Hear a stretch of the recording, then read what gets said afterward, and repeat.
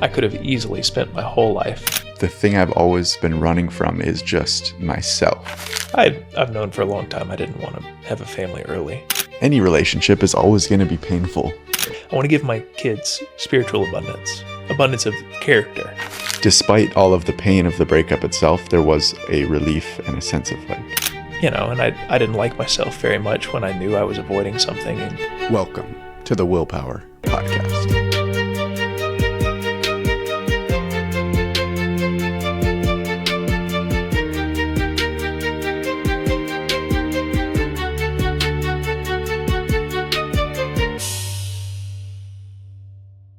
We talked about mindful meditation a long time ago.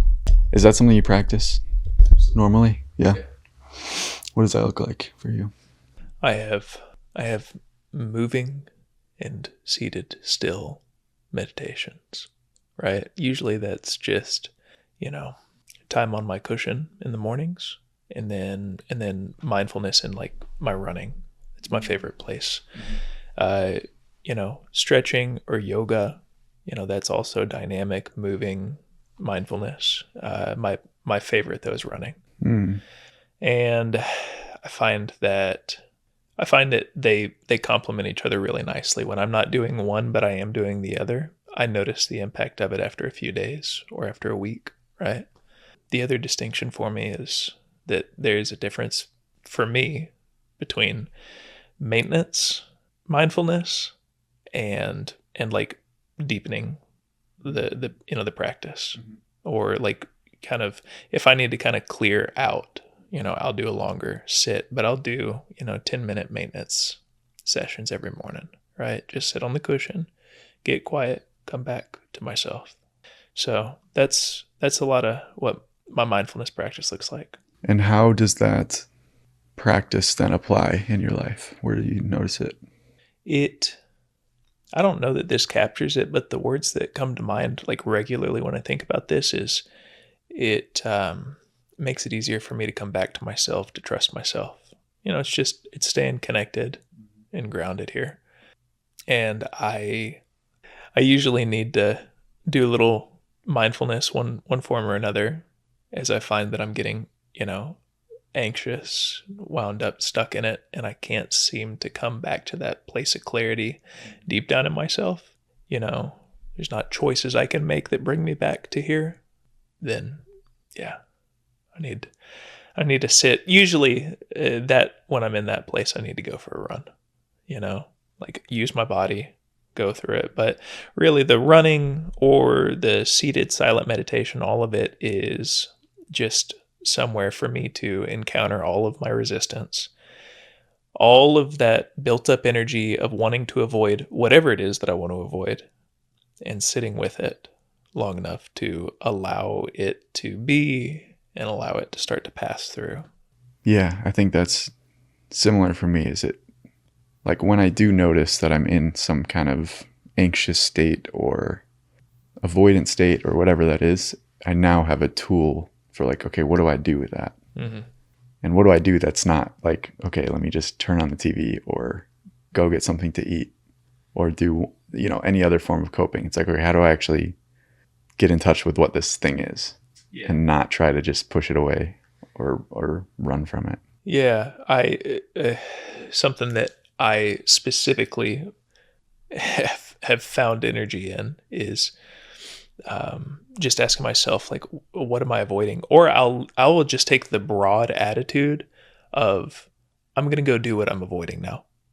And then whatever it is that seems important that I should, like, I'll go do it. It's like, that's not really the important thing to making this work. It's really just been, now I'm going to do things that I was avoiding. Yeah. And I found that when I make that decision, that broad decision, I actually get a lot of energy and a lot of clarity and focus. And so that's been a wonderful thing. There can be like challenges in having clarity and focus or energy and motivation or whatever to do things like all day long, and I'm like grinding through what I have to do. And literally when I shift my attitude to, I'm going to do the things that I want to avoid or that I've been wanting to avoid, the energy comes back. It's like there's just all of that exhaustion and lack of focus. It's like it's like my energy was tied up in avoiding something. Yeah. So that's become part of my daily practice, is time where I make a decision. Right now is the time to do what I was avoiding.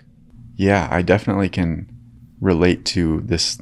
There are certain tasks that I just get, like, they sit on the back burner for a long time, and they almost become, like, I begin avoiding them just for that fact. Like, I was going to do it, and then I didn't do it. And then now it's like this looming thing. And I'm like, I don't really want to think about it, because then it reminds me that it's looming in there. And the second that I decide I'm going to just fucking do that, the resistance goes away.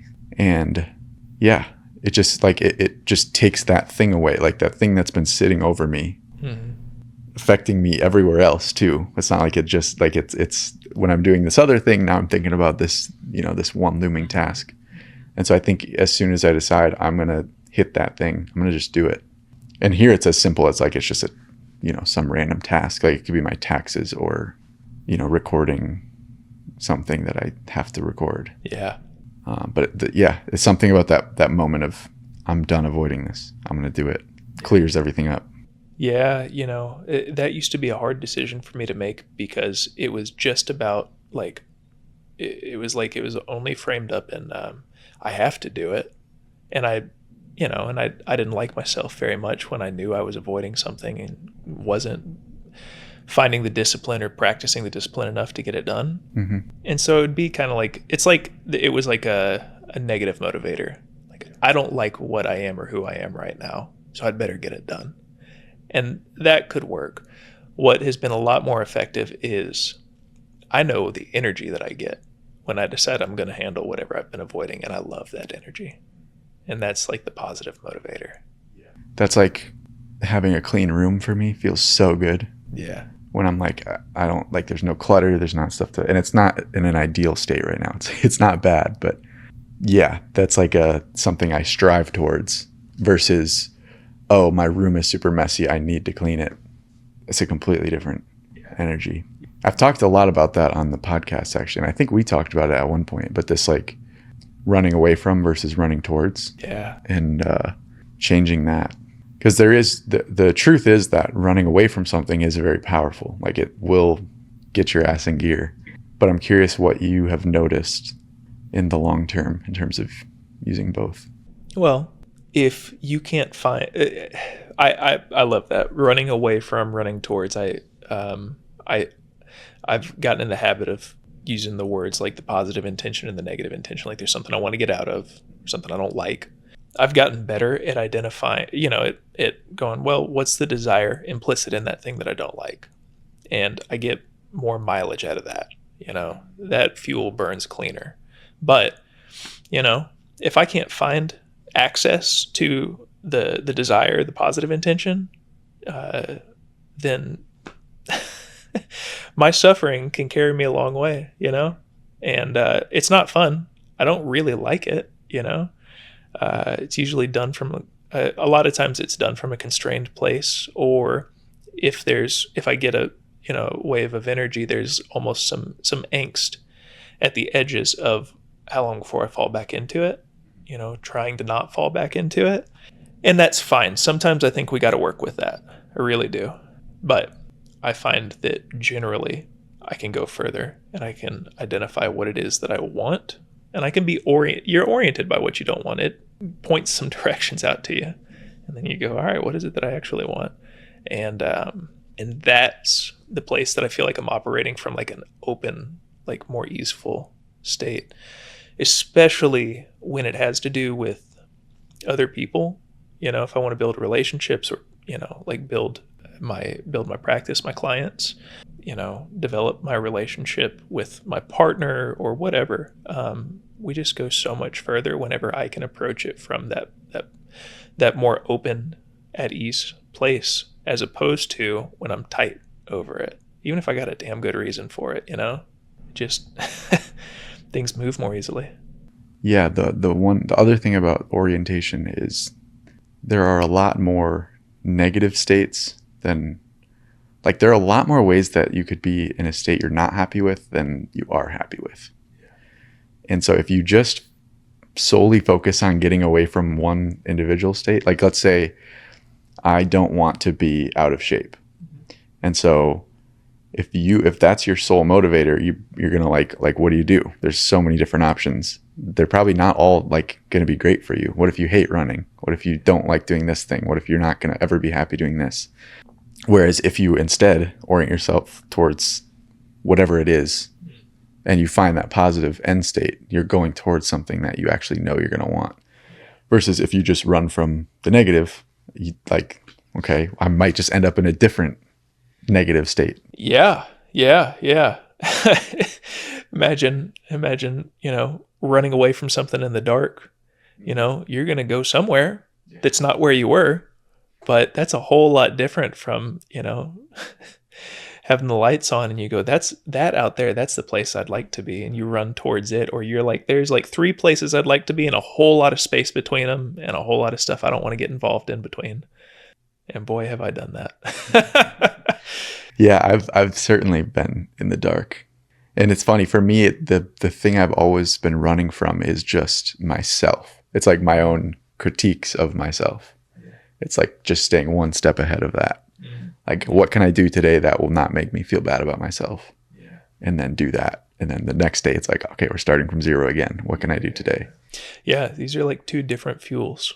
It's good to know how to work with both of them, but I think much preferable, much better results that seem to build on themselves. That's what you're saying right there. When you're using that, when you're running away from something, it's like you start over and over and over again.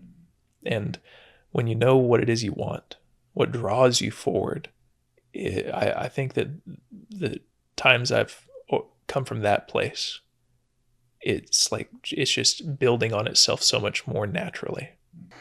Okay, so let's talk about your career. So you recently started your own practice. Can you walk me through? Because I don't think I've ever heard your how you got into the field, how things started. Can you tell me about it? Well, I have a disposition for this.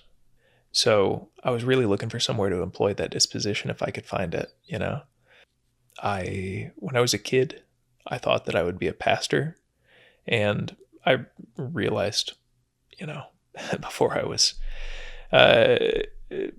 was halfway through high school, I was like, that's not my path,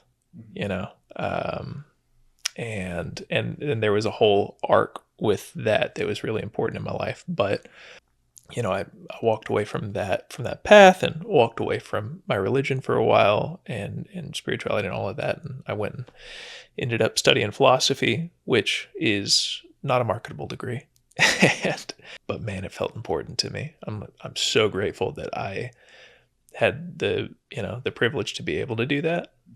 I thought that I was going to be on track to go to law school. And do you have any favorite schools of philosophy that you studied, or where? Yeah, to say this incredibly broadly, existentialism was hugely impactful on me. I took an existentialism class before I was in the philosophy department. I'd taken intro to philosophy and it was awesome. Mm-hmm. And I knew I liked it. And so I saw existentialism. I didn't really know what that was about, but I thought I want it. And I went for it. And that was an advanced class. And I was drowning for the whole semester. And the professor was nice enough to give me a B out of pity, which was the passing grade. And I remember there was this day that I was walking out of class, and it was a beautiful spring day. The breeze was blowing and crisp, and the sun shining down. And it was a really pretty part of campus, walking through the trees. And I thought to myself, because I'd just been reading this really dense, heavy existential, analysis from Kierkegaard about Abraham taking the blade to Isaac's neck before the angel shows up and says, "Stop." God's like, "I believe you. You don't have to do this now." And I don't know, man. I was just constantly spinning in that class trying to make sense of it. And Nietzsche, constantly throwing me, for loop after loop. Just no idea what to do with it. And I'm walking across campus through the trees, and I thought to myself, what would happen if I actually full on stopped believing? And not only did nothing happen, but I noticed it's really beautiful out here. Like, I just took the heaviness away. And I know I'm getting away from what you asked, but briefly, I said a prayer and I said, God, if you're out there, I think that you're big enough and capable enough to guide me back or guide me through this. I think it's time for me to see what the world looks like through another lens. And I'm going to walk away for a while. And I trust the path. If there's a path, I trust it. And that ended up being really important on my way to doing this work, eventually realizing this was an option, and then wrestling with these questions for long enough that I got to a point where I wasn't flip-flopping on either side of the theistic atheistic line, that I was able to pretty well make sense of it regardless of which side of that line you're on. And that was really important for me, understanding existential sides of what it is to be human and what having spirit and having soul is about. And a lot of these concepts that are like super common in religion, like grace, like to really deeply understand that and understand these things in terms where if somebody is hung up on these terms because of religious connotations, it's like, don't worry about it. There's value here because it's human. It's just existentially human. So much of it is. And, if they're running into problems like, I don't have my parents' faith, or my faith got broken because of a trauma I went through, or I'm marrying somebody and I don't know if we're going to make it work, it's like all good. If they're wrestling with, deep processes, it's like, cool. We have these frameworks that, have been refined and passed down for millennia. Let's look at what might be relevant to you, and I was able to kind of work through the stuck points on all of that. And it's served the work that I do a lot. As far as counseling goes, I just found a field to put all this to work. Yeah, there's definitely a lot of wisdom passed down through, because a lot of, religion is what stuck, like what people learned that then stuck with them. I read once a perspective on it that it's, you could consider it the most effective means that humanity's ever come up with for transmission of information across many generations, because and especially throughout most of history, we didn't have reliable means of recording things. Tablets break, right? Like the paint that you create, from nature around you fades and washes off. The language that you use changes, and the connotations and all of that.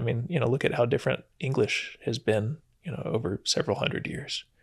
And how do you pass information along generation to generation? Well, religion has been insanely effective at that. Yeah. So what has been your own journey then after that point of kind of stepping away from religion? Well, I took some time to see what the world looked like with kind of lens of an atheist. And then I started kind of reintegrating some of like as I got further into psychology and depth oriented, writers like Carl Jung was a huge influence for me, and Joseph Campbell, one of his students. I started coming to kind of a psychological interpretation of these things. And then, there were a handful of experiences that I had that felt more interconnected than just like, I've inherited an unconscious that,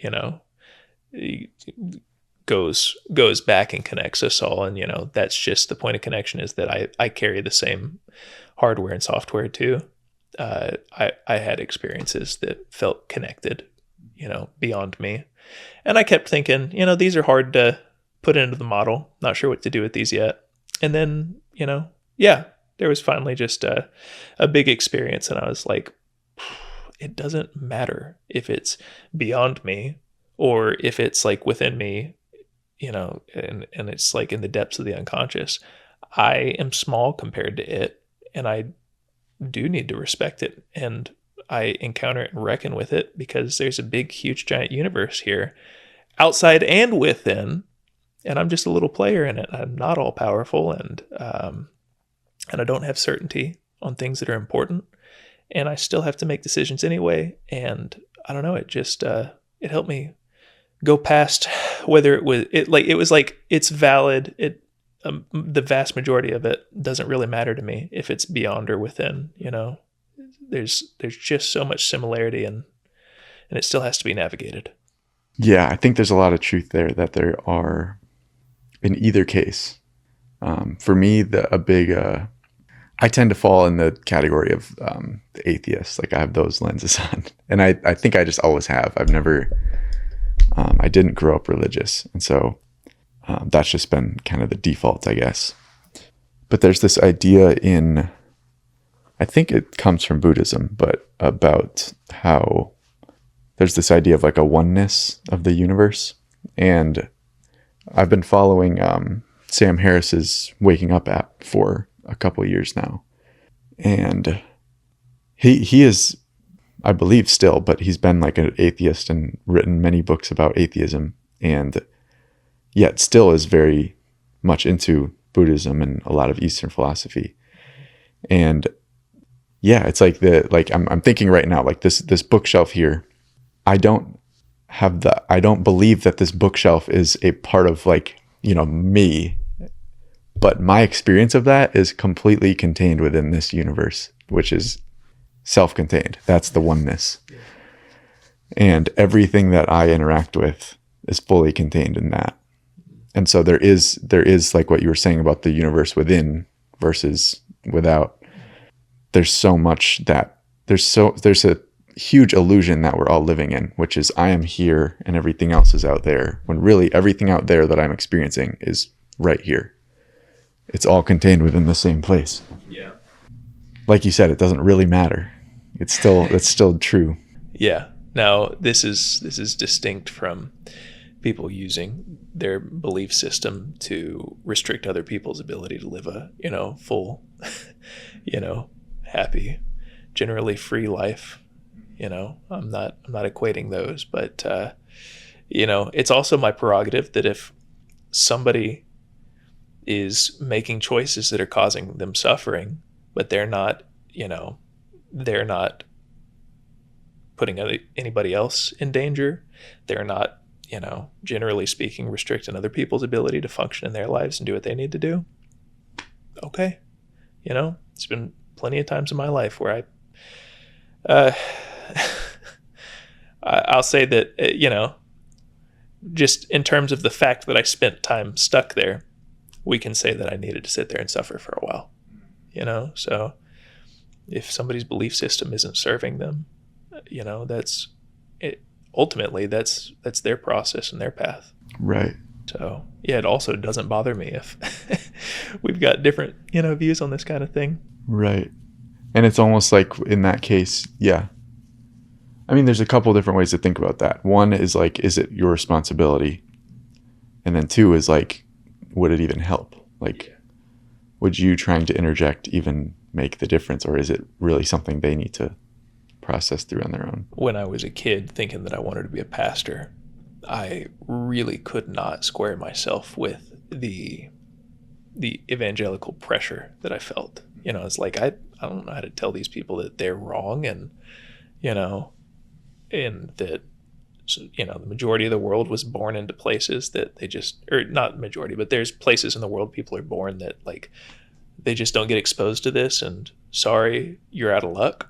Like, these things don't make sense to me. But I'll tell you, one person who brought a lot to my process in all of this was Ken Wilber.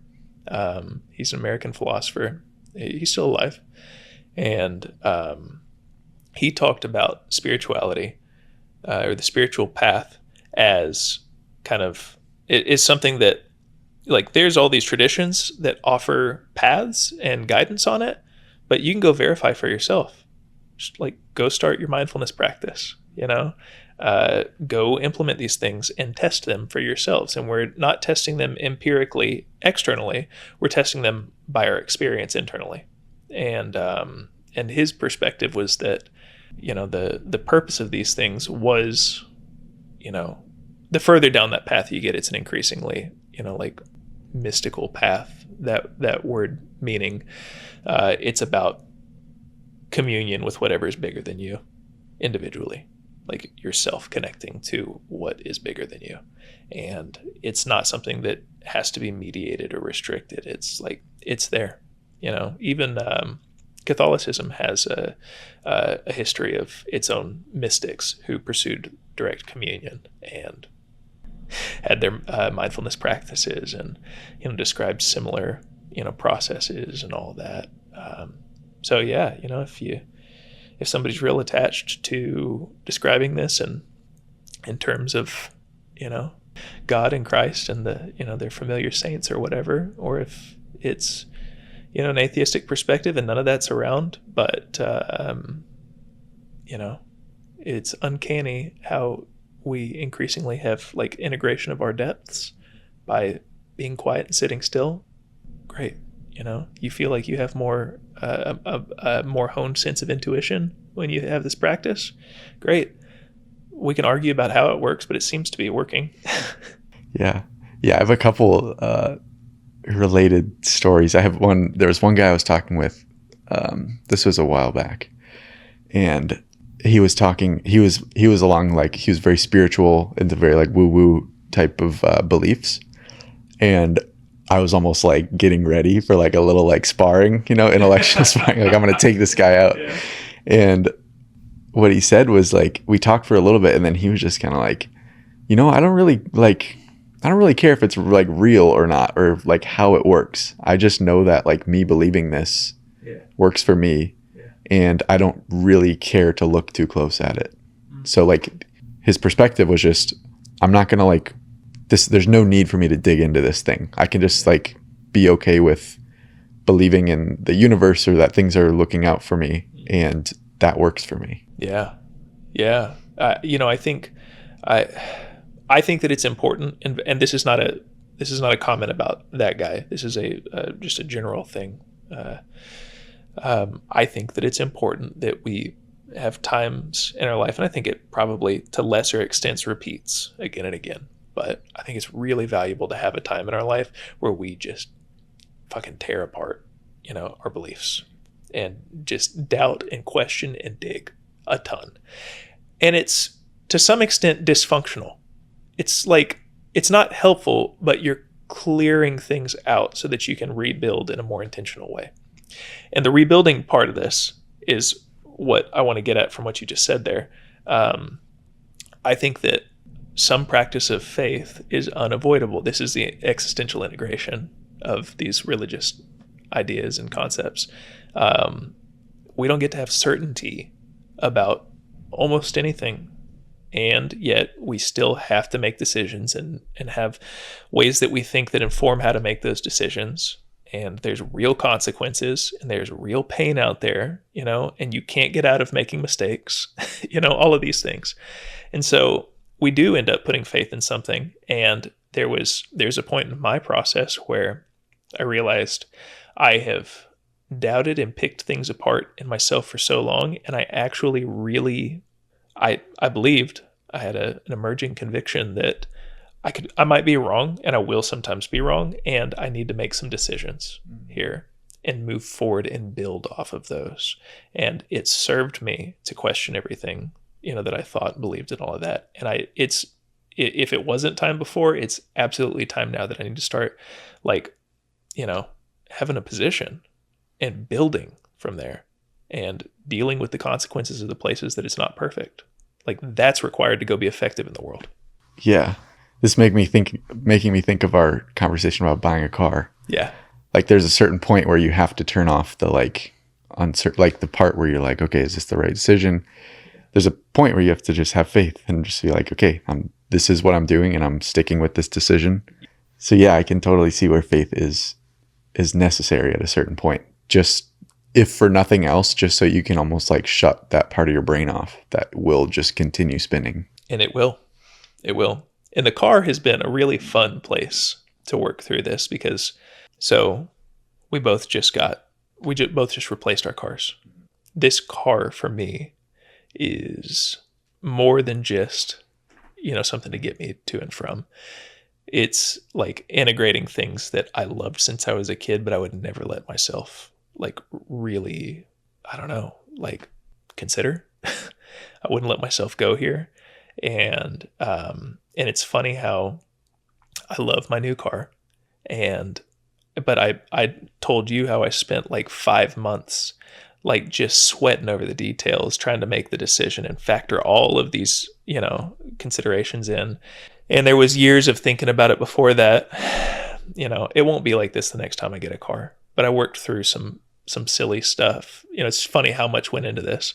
And then when I got it, the first time I pulled up at a session in it, and the client, it was actually the first session for that client, and they commented on it 10 minutes into session. And I was like, okay, this is also hard for me. I've gotten myself cheap cars and been very, very economical and efficient about it. And I made a decision. I found a good deal. I bought it used. I feel great about my decision, but also it's a cool car. I love it. And it's fun. And it integrates, it brings in these parts of myself that I did not allow at earlier times in my life. And when I pull up in front of a session, it can also feel, it could feel conflicting, people will have their own ideas about it. And I've encountered that repeatedly. And I realized at some point, oh my goodness, this car is actually, it's not only something that I've been able to use to integrate things in myself that I held out or that I love and really wanted more of, and it was an okay time to do that in my life now. It's also a wonderful conversation starter with other people and the things that it brings up in them. And so at some point, I want to get a plate for it. I'm not doing it just yet, but I think what I'm going to go with is ANML, animal. Okay. And this car for me was so much about bringing in elements of my shadow, there's energy there. There's aggression in it. There's so much play there. And people will walk out and see the car and not know what to say, but I can see that they're feeling things and thinking things.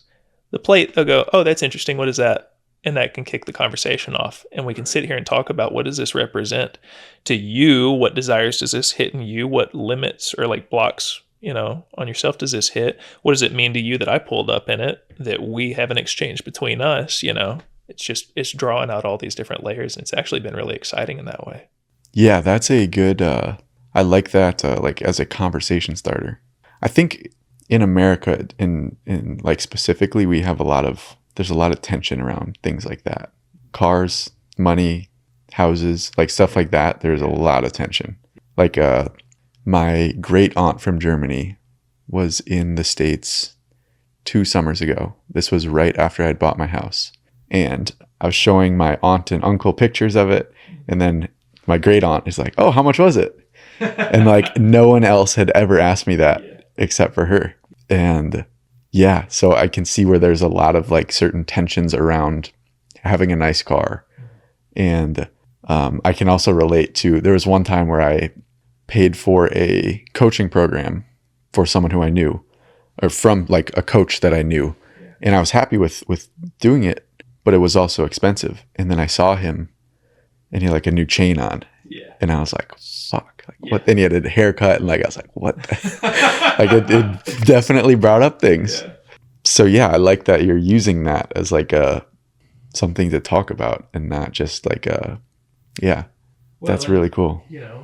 My life and my personality and my my connection to life and enjoyment and the ways that I wrestle with my stuff, it shouldn't be built on a car. I should have some other things built out first. I ideally would have and happen to have done that whole long period of questioning everything, mm-hmm. and then making some decisions and building my foundations and taking off and making the my spiritual work, whatever that, my emotional work, my internal work, manifest in material world. Mm-hmm. My whole process of realizing, whoa, I need to like my spiritual practice is being effective in the material world, you know, all of that has taken place already. And now I get to play with a car, right. You know, so I didn't need it. I don't have to have it. I get to have it. And it has its place in my bigger picture, you know, in my financial picture. It has its place in my spiritual picture, in, you know, all of this stuff. I even bought a 4-door because I want to have a family. And I wrestled with that one. Audrey got me. There's so many fees with cars. Yeah. That's like an extra $2,000 almost. Yeah. Just for the transaction. Yes, but I appreciate what you said about getting to have it. Like this car wasn't filling some void in your life that was like, oh, I'm bored and I don't know what to do with myself, or I don't have meaning, so let me just buy a nice car. Yeah. It was something that was on top of an already complete. Yeah, yeah. And it doesn't make the car less important. It just highlights how much more important the other things are. Like, I never stopped wanting a fun, cool car. And I used to diminish those things and think it's unimportant. And yeah, if I'm going to compare like getting a car or, you know, reckoning with whether I'm going to be a pastor or not, you know, like I would have made a decision on other things, right? But I used to think this stuff doesn't matter. And at this point in my life, I really don't, and I don't work with clients that way either. I'm actually like, hey, if this puts wind in your sails, tap into it. That's awesome. You know, like I work with teenagers, teenage boys especially, a lot, you know, who like they're kind of floating. They don't have any motivation. I'm like, I don't care what you want. What do you want? Like, there's energy in that for you. Let's try and situate it in a bigger picture for you so that it helps build, you know, all the important things that you want. But yeah, it has its place in the bigger picture. It didn't make it like it's not actually dumb. It's not actually stupid like I used to think it was. And I felt all of this weird projected emotion towards other people who had the things that deep down I wanted.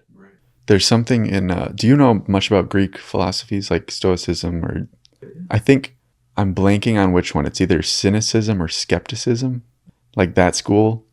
I think it's the skeptics, but they were famous for, like, there was one famous philosopher who like lived as a beggar and like had nothing, no material. And like, that was their whole thing, was like, we like walk and like we starve and barely have enough water. Yeah. And the Stoics, I think, have that part right, which is basically everything involving your character comes first, and the material comes as long as it does not get in the way of those things. Yes, yes. This connects to something that's really, really important to me. And that is, you know, as I think towards the future, like my big picture, part of it is that I want a family. And there was a whole process to getting clear on that, but I'm clear about that now. I would like that in my life. And I would like to, you know, check back in with me in 20, 30 years and find out if I did it. But I would like to, you know, I want to put material means together for them that I can pass down, and, you know, assets that I can pass down. And also, you know, like that creates opportunities and gives them options and creates security. And that's a wonderful gift. But it is so, so easy for it to keep them from developing their character, from cultivating their spirit. And people talk about like abundance and wanting to have abundance. And a lot of times we're talking about like material abundance. And great. Yeah. Like I want that. That's awesome. I want to give my kids spiritual abundance of character. And I want to give them material means or material abundance where I can, but not at the expense of their character. If they could only have inheritance, like money that gets passed down in assets, or they could have the character, the spirit to go out and make it for themselves, but they don't have any of it, like 10 out of 10 times, I'm going to give them the character. Really, my idea, and I take a little bit of joy in this, is that I'm going to tell my kids, well, there's nothing for you. And I'm going to keep telling them that. And then at 35, there's going to be a surprise, whether I'm around to see it or not. That's when it becomes available to them, you know? Yeah, that is so true about, Yeah, that's going to serve them a lot better. And I don't think there is a comparison. Like, I don't think you can even make the argument for one or the, like, for giving material over that spiritual abundance, as you said. There was something else that brought up that I'm blanking on now. So having a family, you mentioned there was a process that went into that. How has that future vision changed over time? Or was there a vision? Was it like there was just no vision and you just didn't really know? Or Well, yeah, I'd say it's probably more of a like finding what the future vision was. I've known for a long time I didn't want to have a family early. That was for sure. But yeah, man, I connect well with kids. I don't know. I I want a deep, deep partnership with my wife to be. And I think of that as one of the classic spiritual containers. You know, Joseph Campbell called it the spiritual ordeal of ordinary marriage.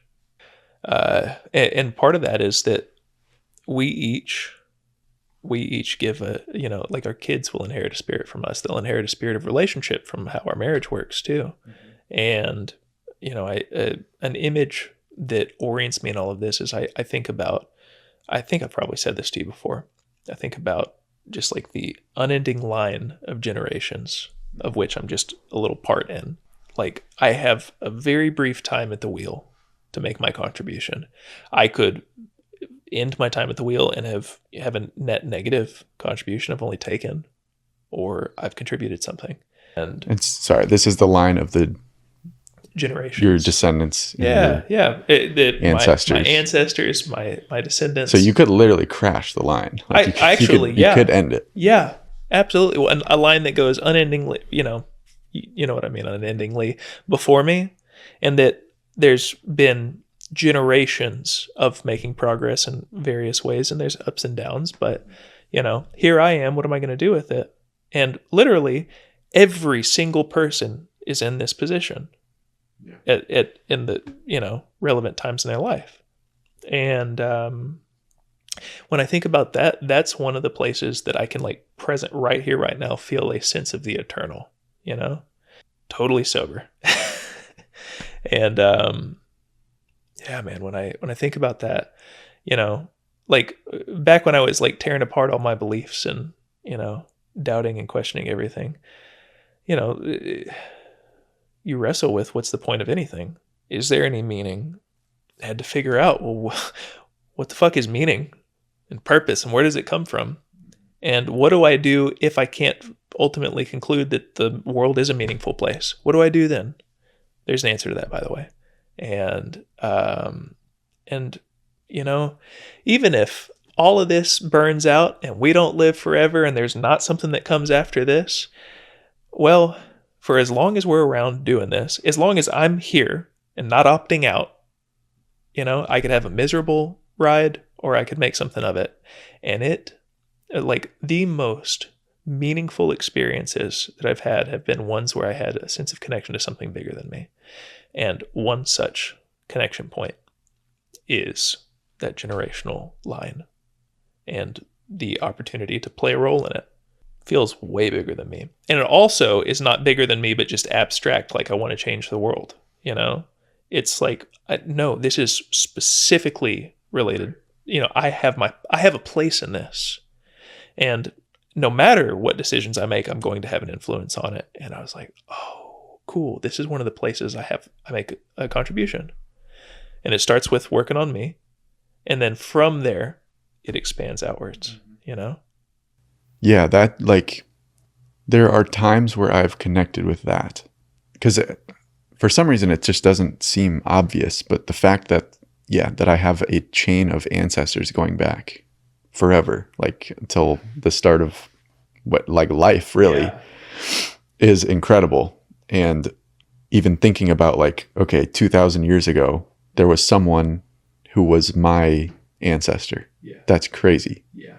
Like, that's crazy to actually internalize that. Yeah. And then to imagine all of the people that came in between, and to think about, like, there were some standout people. Like, I have some fucking badass ancestors that did some cool shit. Yeah. Yeah. That is, like, such a a cool realization. Because again, it is obvious, but a part of it is not obvious. It's not like that sets in normally. Yeah. Well, and I push back if this is too broad of a statement, but our culture, I'm just going to say that our culture does not place very much emphasis on like our ancestors. I think that, I'm familiar with that kind of thing around like key religious figures and like political figures, like from like a patriotic, viewpoint. But like literally my ancestors going up the line, dude, there is so much like energy and sense of like direction to be gained from that. Yeah, there's a lot of power in that I think other cultures have a lot clearer connection to, Yeah, and then like you said, then that's where you go, okay, what do I want to do with this? Yeah. I've been given this thing, which is this long history of just reproduction that ended up with me being here. Yeah. What am I going to do with that? And let me throw some more fuel on the fire. Here we are at a like brief moment in the context of human history, or if you want to make it bigger than that, that's fine. Only makes the point more so.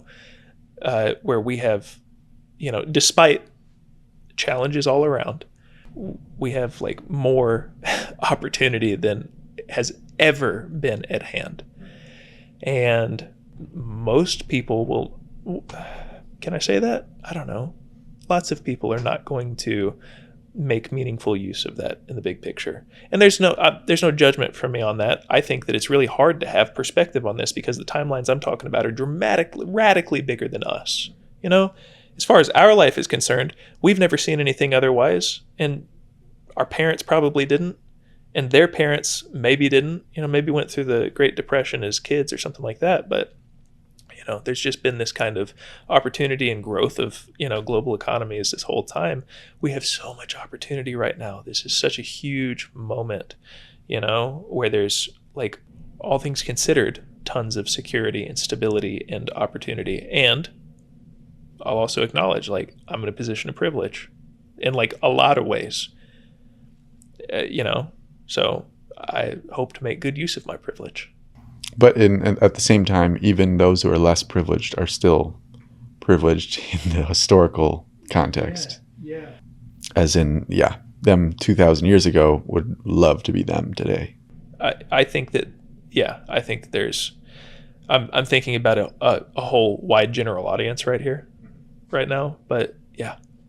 But I think, I do think about this a lot, which is the fact that we have so much abundance, and yet the majority of people are still, myself sometimes, still stuck in just like cycles of like, oh, I just got to get to the weekend. Like I got all these fucking things piling up, and like, it still feels like I'm living like I'm not recognizing like, oh, this is fucking awesome. I have like so many resources at my disposal. Yeah. I have very little risk of any kind of like physical harm to me. I don't have to worry about getting food, things like that. Yeah. And I have the ability to step out and like look at, oh shit, this is crazy. Like even what we're talking about. Yeah. When you don't have food, you don't think about that. You don't think about like your ancestors and so it's very cool that we have the ability to do that. Yes. And then also it's almost sad that we also are predisposed to not do that.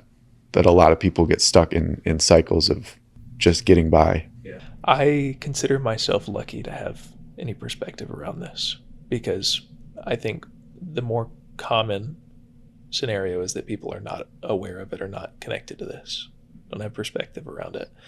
I could have easily spent my whole life not having bumped into the right people, right perspectives, come into the world at a time that there was easy access to different perspectives and knowledge and wisdom.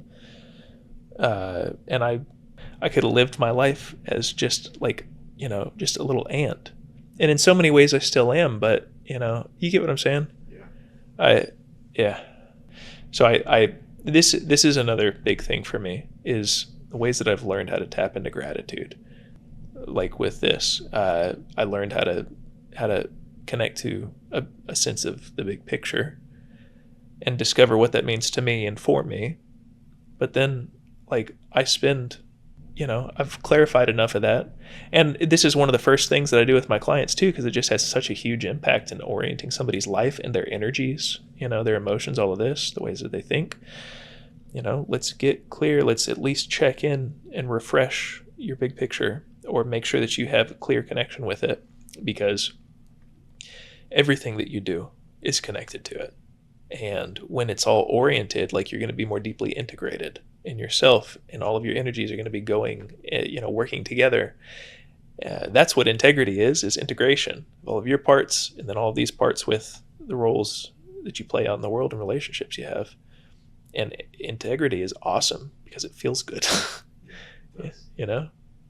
It certainly does feel good. I'm trying to think about what that feels like. I feel like I went through that with this past breakup, where there was a part of me before that just was not quite right.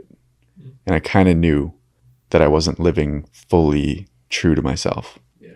And then, despite all of the pain of the breakup itself, there was a relief and a sense of, like, I'm like whole again. Like, I'm facing in the same direction. Every part of me is facing in the same direction. And almost like I am bulletproof now, because before there was this part of me that wasn't quite on board, that was like almost a, like, I don't know how to, like, a weak point, like a point where I wasn't straight with myself. Yeah. And now I didn't have that. I've told you before about how one of my important life experiences was a breakup that kicked my ass. And it's funny to me that there's so much. I'm not saying that we shouldn't do this. It's not part of the process, but there's so much looking for something else that we need, something outside of ourselves, or something else we have to add on. What's the next practice we need to add into, to our routine, all of this. And there's something to be said about subtraction rather than addition. Like, the breakup burned things off in me that I could no longer sustain, that I thought were the practices I needed to have. And those practices or those dispositions have their place, but I don't have the patience to let them be first anymore. Like, I just fucking won't. I can't, man. It was funny how after that breakup, once I, got my feet under me, first off, I had a new confidence in myself because it wasn't based on what other people thought. I actually had to accept a really unpleasant possibility, which is the word that came to mind for me really was probably. And I don't actually know. And it's fine. I had to reckon with this. Probably most people won't like me. Probably I'm not for most people. And I got to learn how to live with that, as opposed to constantly wrestling with it and then, like, going nowhere because I'm pulled in 15 different directions. And once I did that, I got more confident in myself, and I realized I don't have to justify my confidence. It's just more effective. I'm actually doing something and going somewhere if I practice being this way and showing up this way as a decision and a discipline almost. And then, I started connecting with women in ways that I'd never had before. And this was the part that really got my attention. There were a lot of really, really wonderful women, beautiful, lovely hearts. I really liked them. I really wanted it to make sense. And I knew from the start, generally, like, this doesn't make sense. Like, this isn't it. There were ones where I was figuring that out. Like, I would, like, have a sense at the start, and I go, I should pay attention. I wonder if that was important. And I increasingly realized, like, it is. Yeah.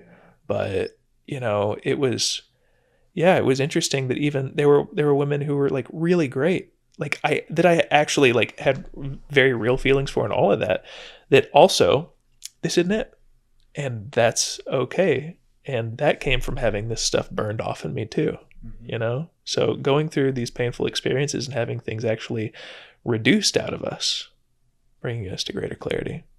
Yes. And going through the pain of that tells you what happens when you don't listen to that. Yeah. You want to do it again? Like, real quick, because you can. You can suffer if you want. So that's like because I mean, ending any relationship is always going to be painful. But yeah, it's just a reminder of like, if you're going to just hold out and waste this poor girl's time, this is going to be more painful for you because you know it's coming. Yeah. It's just a matter of when are you going to have the balls to do it? Are you avoiding something? How much of your energy is stuck in avoiding it? Exactly. Yeah. God bless her, man. You know, not to say she doesn't have a role to play too, but you know, you don't control her, you control you. So, and I've fumbled that too. Yeah. There's been plenty of times where I avoided it and I was sorry that I had afterwards, you know? Yeah, me too. The breakup before this one was one of those where I knew from the start, like, this is not going anywhere. And we stayed together for over a year. And that was one where I was like, yeah, that was a big fumble. Like this, I should not have played this out like that. And the thing there was I was avoiding being alone.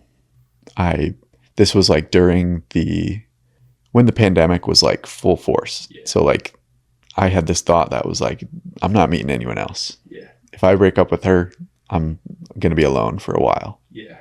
And that was the motivation, which is tying back to before. That's the negative. I'm running away from something. Yeah. And that is not, that is not a good reason to stay in a relationship. Yeah. Turns out. Yes. Now I know. I learned that through I wanted it to be a good reason. It was not. Yeah. Yeah. There's so much to learn from romantic relationships. Yep. It just pulls everything up to the surface. Do you have any books that have had a strong influence on you throughout your life? There's all the existentialist books that confused me but stirred something really important up in me. So I tried to read Nietzsche one time. Yeah. And it went terribly. Like I don't think I understood any of it. And you felt fucked up too.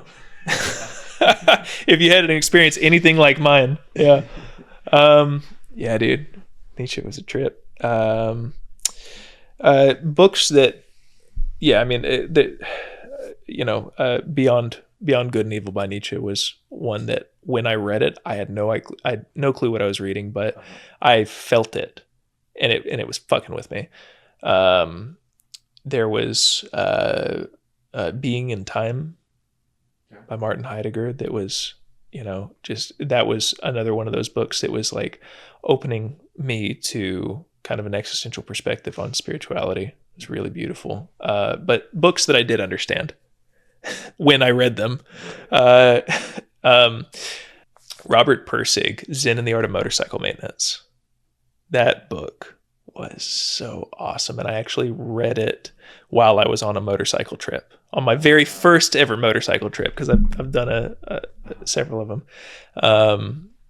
And that book was about, it was like he did a beautiful job of applying these philosophies to hands-on stuff. He would talk about how you have to have kind of like a Zen connection to the wrench when you're tightening, certain bolts the right way. Like it's not enough just to have a torque spec. You need to know what it feels like to hold the wrench correctly.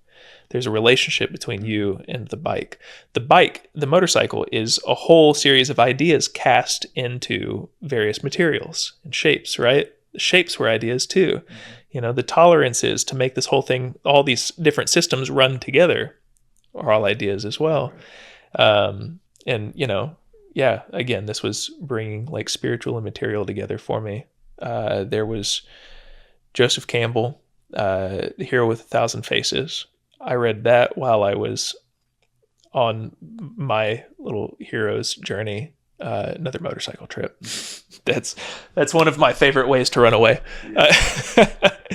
And that was about kind of the archetypal journey that we can play out many times in a lifetime of, living in ordinary reality, being confronted by something that feels bigger than us. We accept or reject the call, but in some way we're forced to follow through with this because there's consequences if we don't. And we end up, I'm doing this the wrong direction, because really we descend into a whole world that doesn't make sense to us. We have to reckon with mysteries and uncertainties, and whether they are explicitly spiritual or they're just challenging our character so deeply and the way that we make sense of the world and ourselves. Things come apart, and then we gain things in that process. It's like positive disintegration. I used that. I told you about that before, where in order to level up, to get past a certain threshold, a critical threshold, things have to fall apart and then reorganize up here. And that falling apart can look like anxiety, depression. In extreme cases, it can look like psychosis. And how do you distinguish whether this is a positive disintegration or a negative one? Well, hard, that's the risk. So that's part of the hero's journey too. That was a big one. And then right now I'm reading a wonderful book.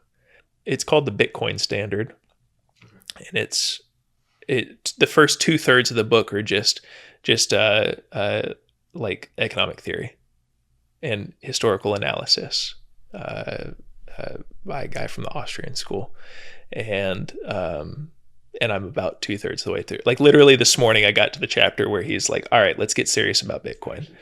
Yeah. And oh man, I always loved economic philosophy, and it's this has been so no bullshit and just makes such clear sense to me, and it's really exciting, and it's also like informing this whole emotional economics perspective for me, bleeding into my work with clients.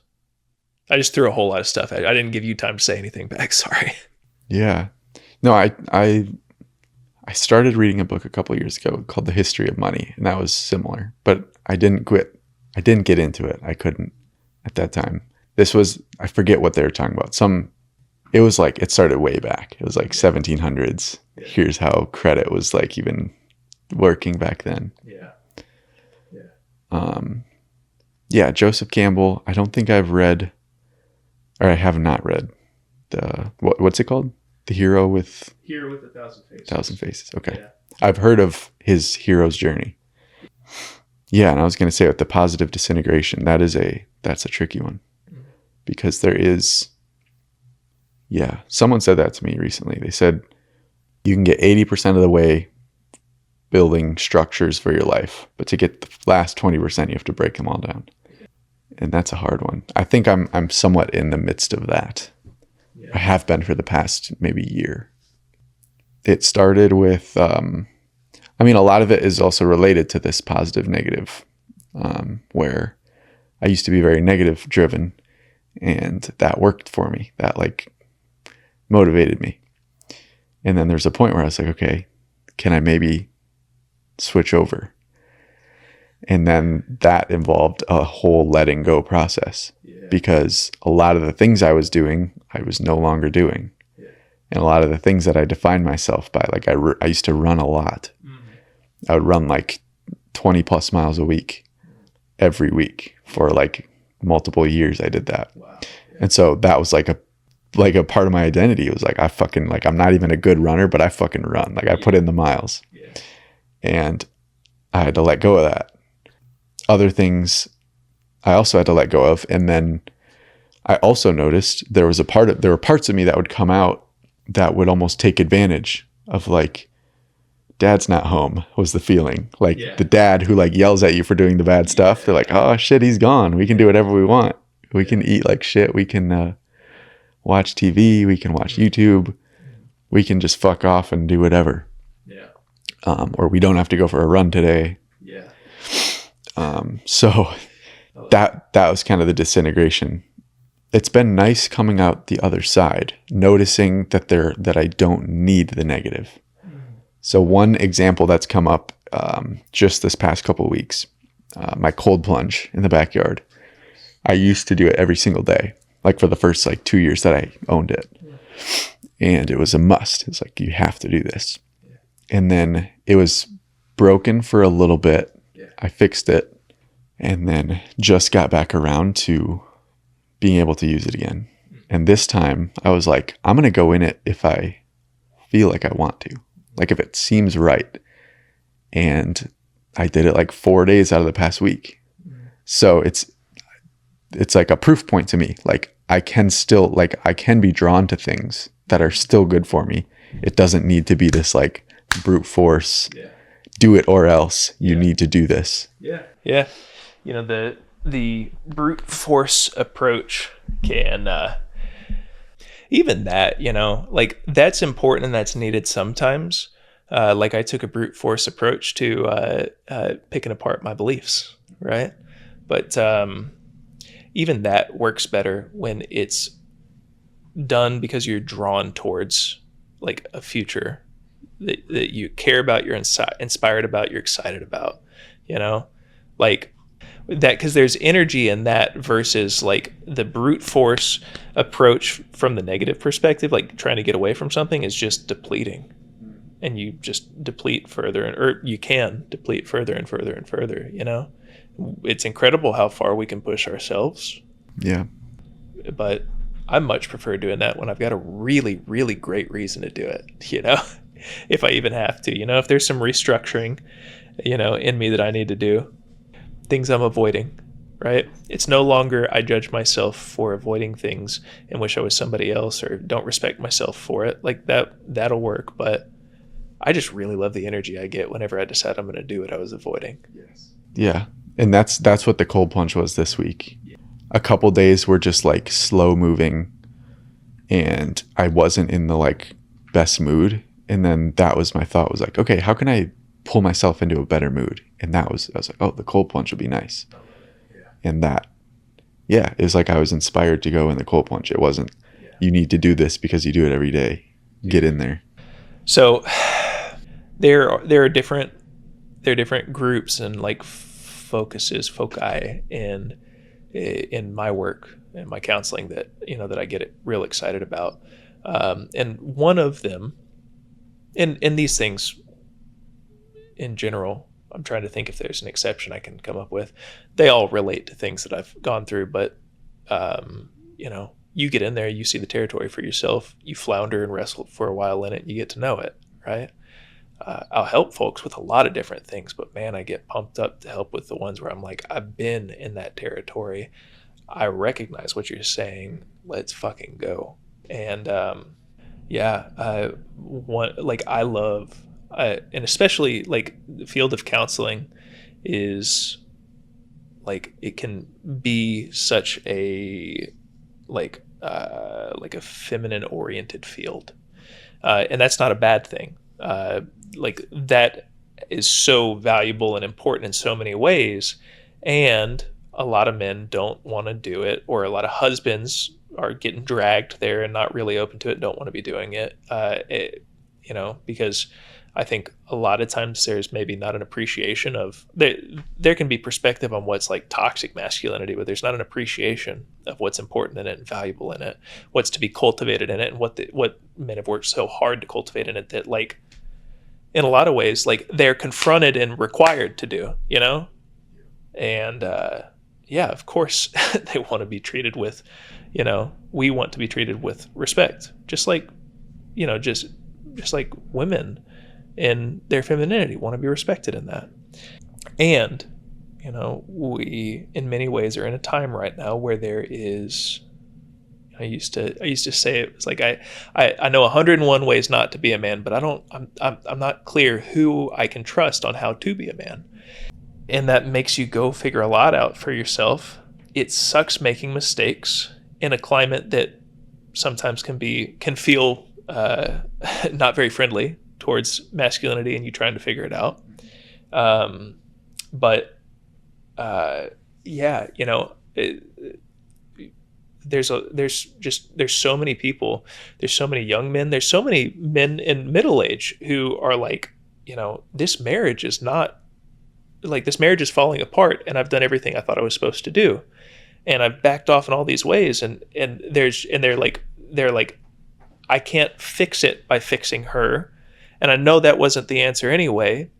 All I can do is work on me, but I've picked myself apart my whole life, you know? And so there's all these men that I love working with, and they challenge me as well. If I say something, you know, I'm like, shit, am I holding myself to this? Am I practicing this?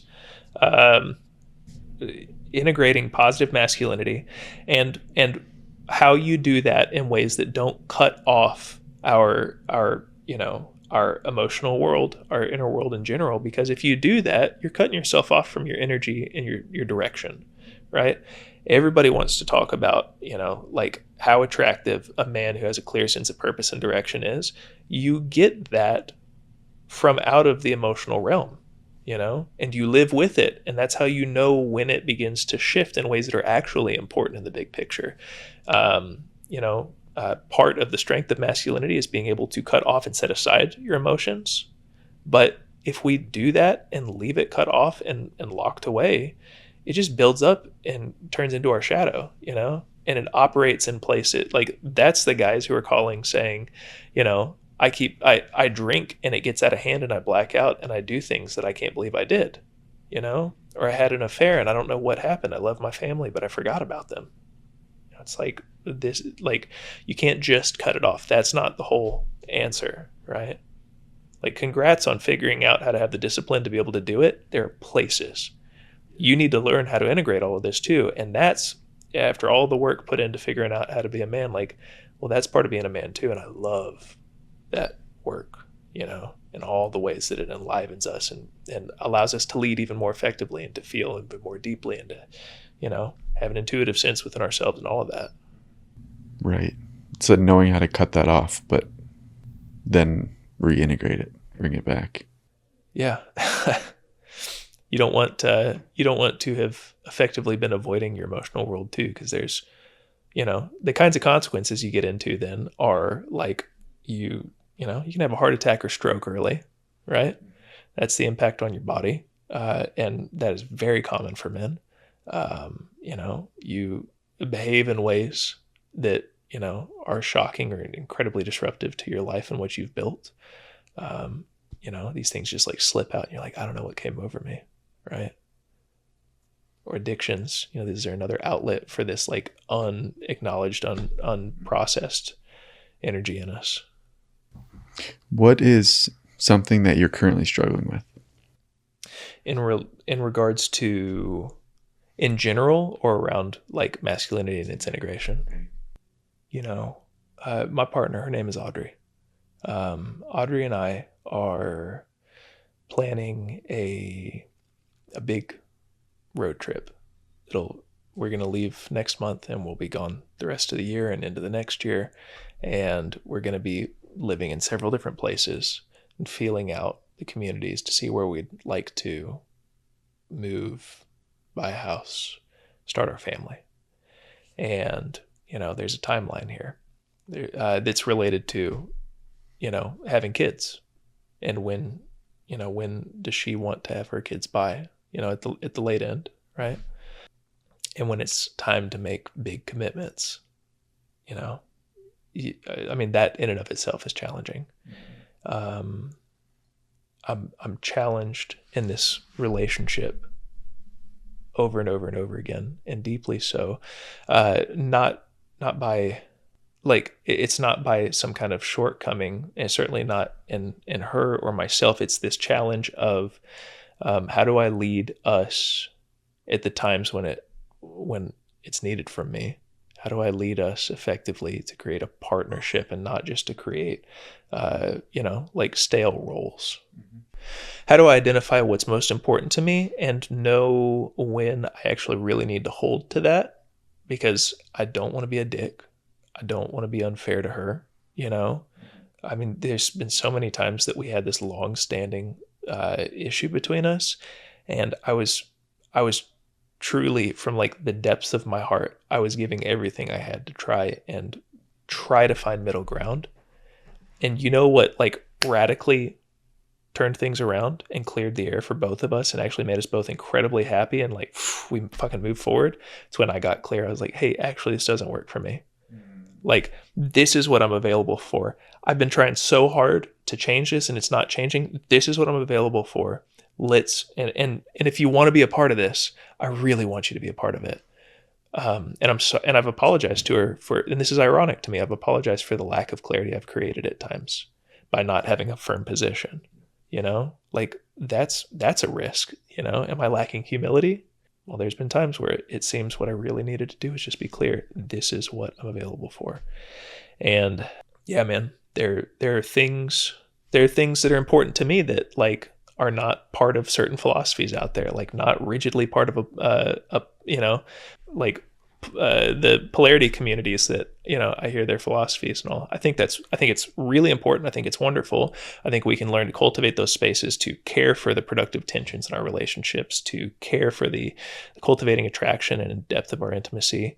But let's go play in those spaces. If you get locked into those roles rigidly, you lose parts of yourself. And I've got, in large part because of that breakup that kicked my ass and wore me out. I'm like, I can't, and I won't.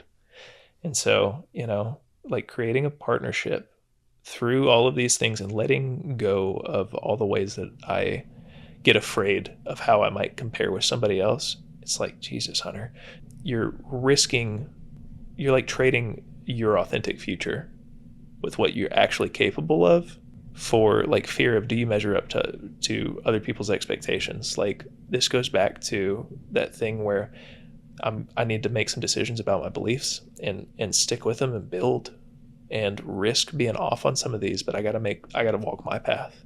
I gotta stop, you know, evaluating myself by other people's paths. So, you know, that one's super alive right now. And like, I wrestle hard with it because I love this woman and I want to create strong foundations. Cause dude, if we get married, and not even that, if we bring children into the world, like it doesn't matter who it is, you're connected to that person for the rest of your life. And these kids inherit what you created. I take that really seriously, man. And I really want to create strong foundations. And barring something extreme, I want the marriage to be very, very difficult to dissolve, you know? I'm like, and I tell her that I'm like, this isn't me trying to be controlling. I want to be clear what I'm trying to be a part of here. Please don't be a part of this if you don't want to be a part of that, you know? Don't do that to yourself, right? Be selfish here, please.